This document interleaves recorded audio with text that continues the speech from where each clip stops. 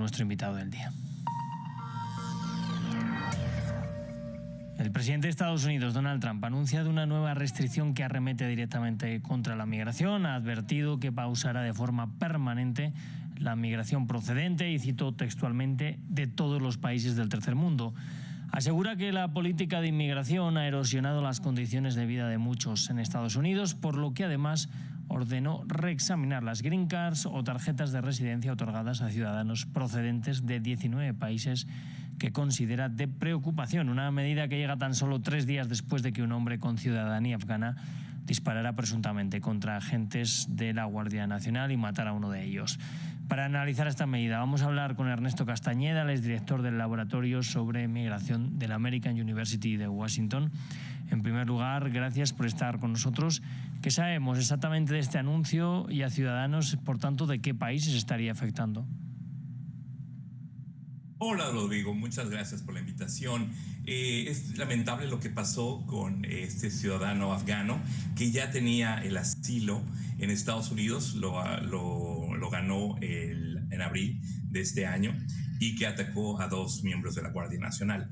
En base a eso, una de las respuestas ha sido generalizar hacia que todos los afganos son inmigrantes problemáticos, pero cabe recordar que incluso este individuo trabajó muy de cerca con Estados Unidos, participó en operativos con la CIA y era una unidad de avanzada que peleaban contra el talibán en Afganistán, a veces de manera extrajudicial. Entonces era visto como un aliado de Estados Unidos. Por eso la primera administración de Trump, así como Obama y después Biden y ahora otra vez Trump, le dan la bienvenida a gente que los veteranos estadounidenses querían que sus colegas en el campo de batalla, traductores y demás pudieran venir a Estados Unidos. Eso por un lado. Luego los anuncios de Donald Trump de que va a frenar la migración en general de países pobres o en vías de desarrollo es un poco exagerado. El Departamento de Homeland Security no ha dicho que ese sea el caso. Se van a especificar en algunos países. Van a frenar el procesamiento de los papeles de gente con origen en Afganistán. Y luego esta lista de los 19 países ya era un programa que ya estaba en efecto, que es una nueva versión de lo que antes se llamaba el Muslim Ban. Bueno, yo le quiero preguntar, si tiene la potestad Donald Trump para tomar una decisión como esto, ¿se podría encontrar con algún escollo judicial como con otras decisiones en materia de migración?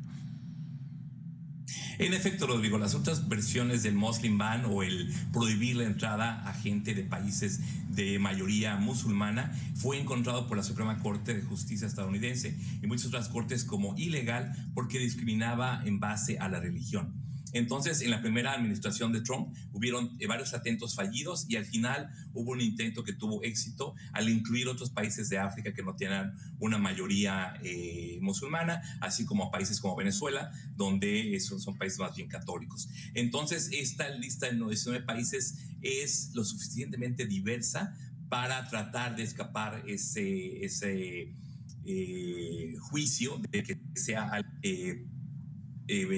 atacando particularmente a una religión, a un grupo étnico o racial, pero claro, se ve que es esta animaversión a la gente de origen del Medio Oriente o de países que se ven por Donald Trump como pobres. Entonces eso entrará en efecto, pero ya vemos que está funcionando ese programa y hay excepciones, por ejemplo, en teoría para deportistas, por ejemplo, en el béisbol, los venezolanos han seguido pudiendo jugar un poco y supuestamente esto no debería de afectar en teoría a los Juegos Olímpicos o al Mundial que viene. Entonces habrán excepciones, pero sí, marca esta prohibición de entrada a gente de varios países del mundo.